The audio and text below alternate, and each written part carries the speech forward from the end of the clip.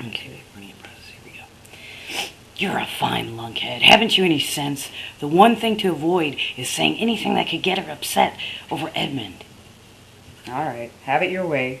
I think it's a wrong idea to let Mama go on kidding herself. It'll only make the shock worse when she has to face it.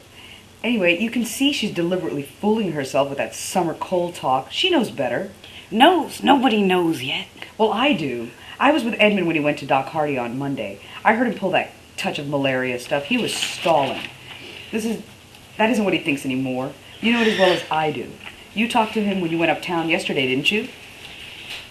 Well, he couldn't say anything for sure yet. He's to phone me today before Edmund goes to him. He thinks his consumption, doesn't he, Papa? He said it might be. Poor kid. God damn it. It might never have happened if you'd sent him to a real doctor when he first got sick. What? This is too silly. All right, what's the matter with Hardy? He's been our doctor up here. Everything's the matter with him. Even in this hick burg, he's rated third class. He's a cheap old quack. Oh, that's right. Run him down. Run everybody down. Hardy only charges $1. That's what makes you think he's a fine doctor. That's enough. You're not drunk now. There's no excuse.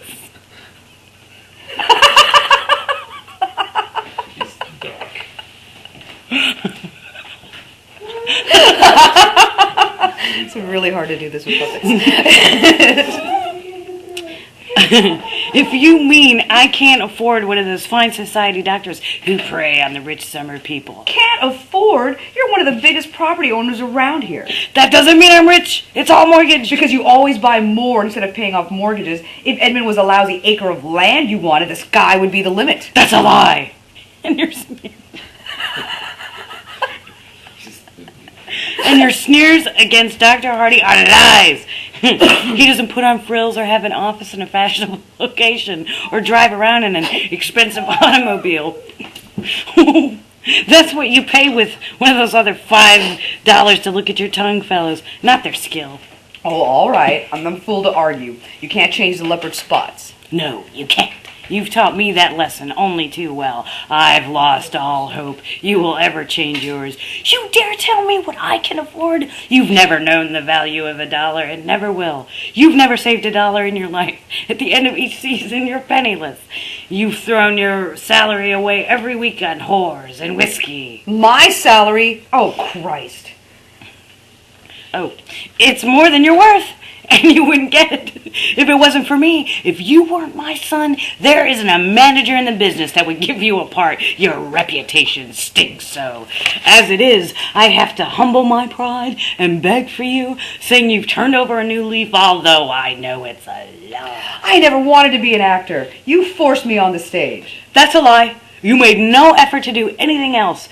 You left it to me to get you a job, and I have no influence except in the theater. Forced you. You never wanted to do anything except loaf in barrooms. You would have been content to sit back like a lazy lunk and sponge off me for the rest of your life.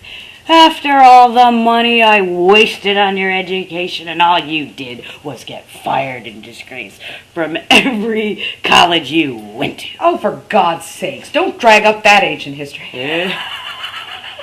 It's not ancient history. When you come home every summer to live on me. I earned my board and lodging working on the grounds. It saves you hiring a man. Ah! You have to be driven. You have to be driven to even do that much. I wouldn't give a damn if you ever displayed the slightest sign of gratitude. The only thanks is you have to sneer at me for a dirty miser, sneer at my profession, sneer at every damn thing in the world except yourself. That's not true, Papa. You can't hear me talking to myself, that's all. Ingratitude, the vilest weed that grows. I could see that line coming. God, how many thousand times? All right, Papa, I'm a bum. Anything you like, so long as it stops the argument. Oh, if you'd get ambition in your head instead of folly, you're young yet. You could still make your mark. You had the talent to become a fine actor. You have it still. You're my son. Let's forget it. I'm not interested in the subject, neither are you. What started us on this? Oh, Doc Hardy. When is he going to call you about Edmund? Around lunchtime. Oh, I couldn't have sent Edmund to a better doctor. Hardy's treated him whenever he was sick here, ever since he was knee-high. He knows his constitution as no other doctor could. It's not a question of me being miserly, as you'd like to make out.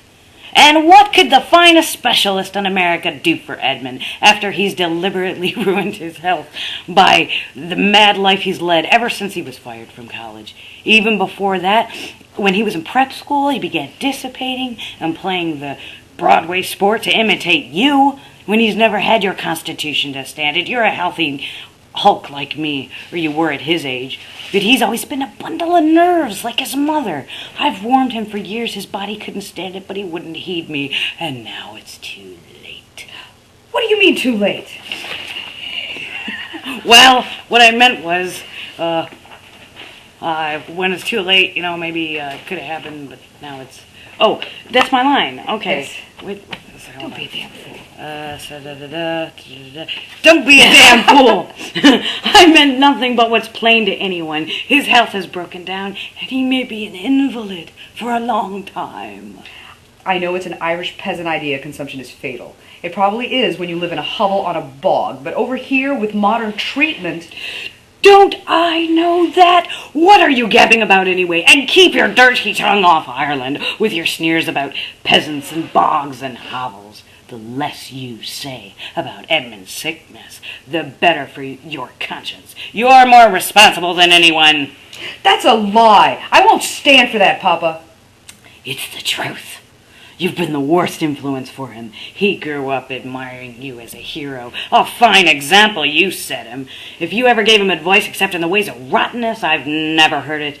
You made him old before his time, pumping him full of what you could, where he couldn't come back whining back to me the minute he was broke. He always comes home broke finally, hasn't he? And what did his going away get him? Look at him now. Christ, that's a lousy thing to say. I don't mean that. He's been doing well on the paper. I was hoping he'd found the work he wants to do at last. A Hicktown rag? Whatever bull they hand you, they tell me he's a pretty bum reporter. If he weren't your son... No, that's not true. They're glad to have him, but it's the special stuff that gets him by. Some of the poems and parodies he's written are damn good.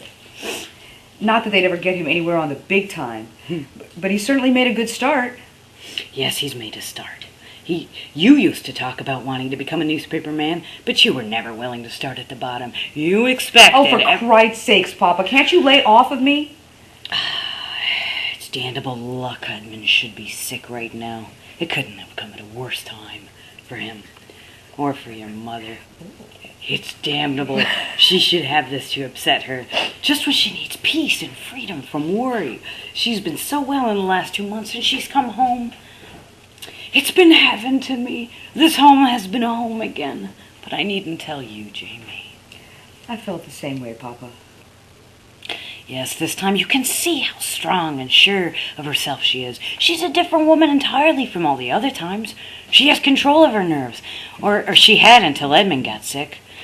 Now you can feel her growing tense and frightened underneath. I wish to God we could keep the truth from her. But we can't if he has to be sent to a sanatorium. What makes it worse is her father died of consumption. She worshipped him and she's never forgotten.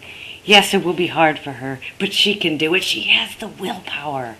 We must help her, Jamie, in every way we can. Of course, Papa. Outside of nerves, she seems perfectly all right this morning. Never better. She's full of fun and mischief. Hey, what do you mean?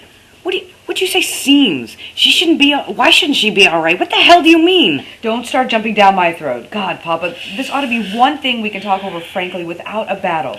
Sorry, Jamie, but go on, tell me. There's nothing to tell. I was all wrong. It's just that last night, well, you know how it is. I can't forget the past. I can't help being suspicious any more than you can. That's the hell of it. But it makes it hell for Mama. She watches us watching her. I know. What was it? Can't you speak out? Nothing, I tell you. Just my damn foolishness. Around 3 o'clock this morning, I woke up and I heard her moving around in the spare room. Then she went to the bathroom. I pretended to be asleep. She stopped in the hall to listen as if she wanted to make sure I was. For God's sake, is that all? She told me herself the foghorn kept her awake all night. And every night, ever since Edmund's been sick, she's been up and down going to his room just to see how he was. Yes, that's right. She did stop to listen outside his room. It was her being in the spare room that scared me. I couldn't help remembering that when she starts sleeping alone in there, it's always been a sign. It isn't this time. It's easily explained. Where else could she go last night to get away from my snoring? By God, how can you live with a mind that sees nothing but the worst motives behind everything is beyond me? Don't pull that. I've said I was all wrong. Don't you suppose I'm glad of that as you are? I'm sure you are, Jamie. It would be like a curse she can't escape if worried for Edmund. It was her long sickness after bringing him into the world She didn't have anything to do with it. I'm not blaming her. Then who are you blaming? Edmund for being born? You damn fool, no one was to blame. The bastard of a doctor was. From what Mama said, he was another cheap quack like Hardy. You wouldn't pay for a first-rate... That's a lie. Oh, wait a minute. So I'm to blame? That's what you're driving at, is it? You evil-minded loafer. Shh. Oh, here comes Mama. Now, see, she could play Mama because she's got the doll or whatever. Din din din din din.